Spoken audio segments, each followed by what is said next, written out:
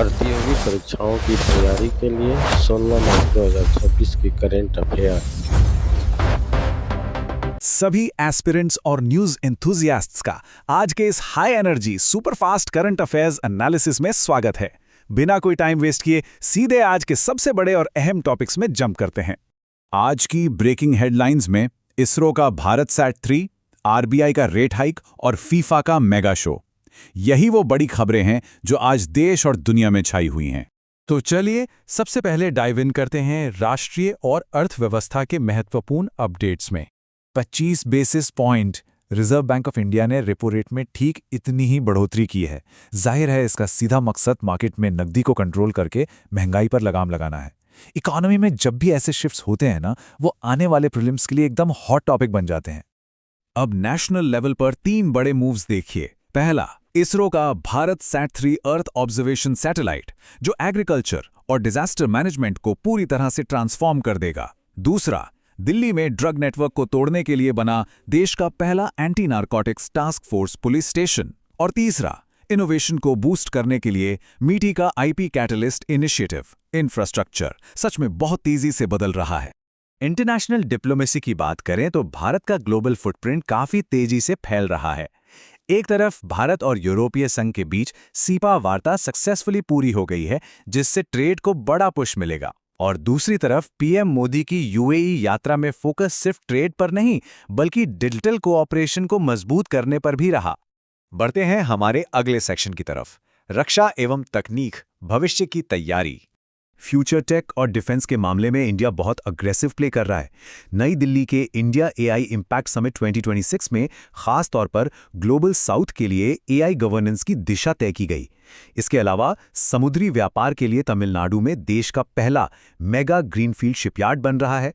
और हाँ, defence strategy के लिए नई दिल्ली में ही कलाम और कवच 3.0 रक्षा सम्मेलन भी आयोजित हुआ। एरोस्पेस के इन 2 माइलस्टोन्स को देखिए, ये बहुत ही दिलचस्प हैं।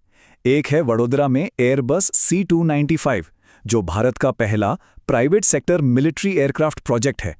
और दूसरा है काल भैरव, भारत का पहला ऑटोनॉमस लड़ाकू विमान। मतलब प्राइवेट मैन्युफैक्चरिंग को बढ़ावा देने के साथ साथ हम कटिंग एज ऑटोनॉमस रिसर्च में भी लीड कर रहे हैं। चलिए अब थोड़ा गियर शिफ्ट करते हैं और देखते हैं खेल, मनोरंजन और वैश्विक मामलों की सुर्खियां। 3000 रन आईपीएल 2026 में साई सुदर्शन ने कमाल कर दिया है। वो सबसे तेज 3000 टी20 रन बनाने वाले खिलाड़ी बन गए हैं। और स्पोर्ट्स में ही एक और बड़ी गुड न्यूज़ है। हमारी स्टार जोड़ी सात्विक चिराग ने शानदार खेलते हुए थाईलैंड ओपन के फाइनल में जगह बना ली है। वहीं ग्लोबल मीडिया में एक बहुत बड़ा हिस्टोरिक शिफ्ट हुआ है। सोचिए, 72 सालों की लेगेसी खत्म हो गई। बीबीसी के हाथों से कॉमनवेल्थ गेम्स की ब्रॉडकास्टिंग जा चुकी है और अब अपकमिंग ग्लासगो 2026 गेम्स के राइट्स चैनल 5 ने सिक्योर कर लिए हैं।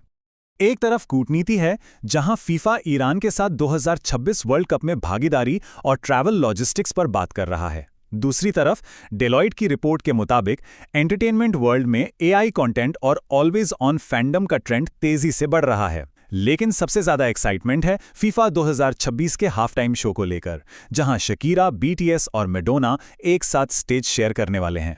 अब नजर डालते हैं हमारे देश की कुछ अहम समाज और पर्यावरण पहलों पर। स्टेट लेवल के इनिशिएटिव्स करंट अफेयर्स के लिए हमेशा क्रूशियल होते हैं, जैसे मिजोरम का जिंजर मिशन, जिसका सीधा टारगेट जीआई सर्टिफाइड अदरक के प्रोडक्शन को बूस्ट करना है। और नई दिल्ली का मेरा भारत मेरा योगदान कैंपेन, जो सिटीजन पार्टिसिपेशन को बढ़ाने पर फोकस कर रहा है। और हाँ, आज 16 मई है, यानी इंटरनेशनल डे ऑफ लाइट। ये दिन मॉडर्न वर्ल्ड में साइंस और लाइट टेक्नोलॉजी की अहमियत को सेलिब्रेट करता है। साइंस एंड टेक अवेयरनेस के पॉइंट ऑफ व्यू से एग्जाम्स में इस डेट के आने के चांसेस बहुत हाई हैं। चलिए अब इस पूरे सेशन को समेटते हैं हमारे क्विक रिवीजन और एग्जाम टिप्स सेक्शन में। स्टेट पीसीएस और यूपीएससी एस्पिरेंट्स के लिए ये मैपिंग टेबल बहुत काम की है। किस ऑर्गेनाइजेशन ने क्या लॉन्च किया या कौन सा प्रोजेक्ट किस राज्य का है, बस इस टेबल को विजुअलाइज कर लीजिए। वन लाइनर सवालों में मार्क्स पक्के करने का ये सबसे स्मार्ट तरीका है। एक अच्छी एग्जाम स्ट्रैटेजी का मतलब है सही जगह फोकस करना। अपना ज्यादातर ध्यान आज डिस्कस किए गए इसरो, आरबीआई, डिफेंस टेक और इंटरनेशनल रिलेशंस पर रखिए। साथ ही साई सुदर्शन जैसे स्पोर्ट्स रिकॉर्ड्स और इन इंटरनेशनल डेज को प्रायोरिटी पर मेमोराइज कर लीजिए। तो जरा सोचिए, भारत का ये टेक्नोलॉजिकल और डिफेंस लैंडस्केप जितनी तेजी से आज इवॉल्व हो रहा है, क्या वो दिन दूर है जब हम दुनिया के हर बड़े सेक्टर को पूरी तरह से डोमिनेट करेंगे? ऐसे में अपडेटेड रहना कोई चॉइस नहीं बल्कि जरूरत है। इस एक्सप्लेनर को लाइक करें, शेयर करें और डेली एनालिसिस के लिए स्मार्ट पाठशाला को सब्सक्राइब जरूर करें।